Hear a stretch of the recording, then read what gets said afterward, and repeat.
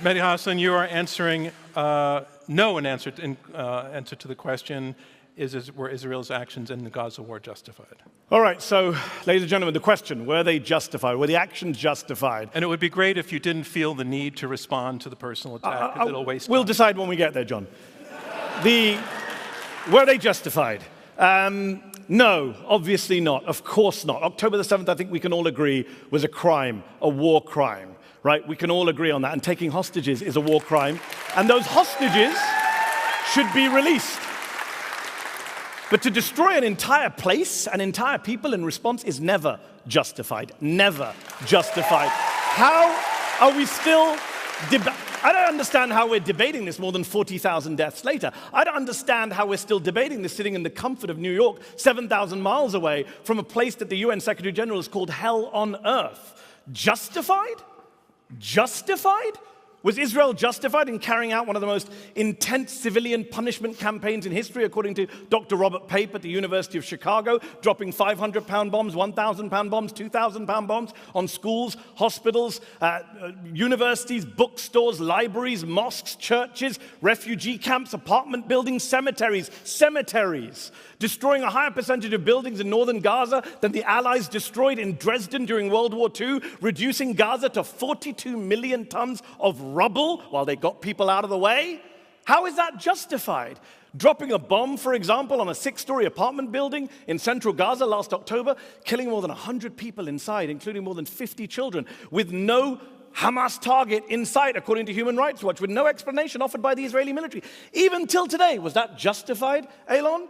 Was Israel justified in telling people to go to safe zones and then bombing them and killing them in those safe zones? According to NBC, there were 7 deadly airstrikes between January and April in areas that the Israeli military had specifically designated as safe zones, killing Palestinian civilians like Sabrine Sakani, who was 30 weeks pregnant at the time. She was killed in a safe zone in April. Her little baby, newborn baby, died less than a week later. Was that justified too, Elon? Was Israel justified in killing a record number of kids in Gaza, 16,000 children, turning Gaza into what the UN has called a graveyard for children, according to Save the Children, killing more kids in the first 3 weeks that were killed globally in each of the past 4 years, killing little kids like 6-year-old Hind Rajab and her 15-year-old sister Leanne, firing 335 bullets into the car they were in. 335 bullets. And then killing the 2 paramedics who went to try and rescue them. Was that justified too, Elon? Was Israel justified in killing a record number of aid workers in Gaza?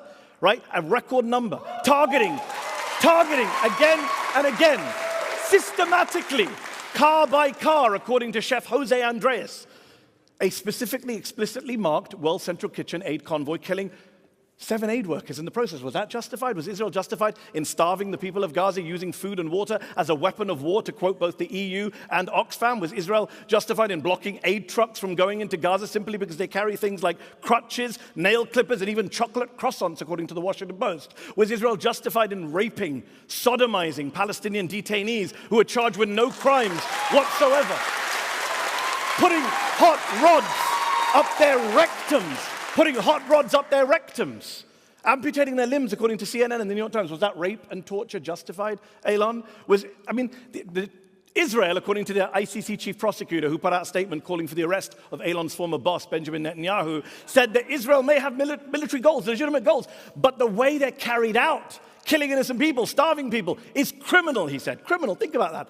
Elon Levy is a former spokesperson for a man who the ICC chief prosecutor once arrested for war crimes. Elon himself has produced a number of lies, sorry, John, in service of those war crimes. He has a bunch of tweets still up tonight which say that babies were beheaded on October the 7th, babies were baked in ovens, babies were ripped from their mother's wombs. October 7th was bad enough, but Elon had to exaggerate it for atrocity purposes. Those tweets are still up. Why would you trust anything this man says to you tonight? Look, he's here.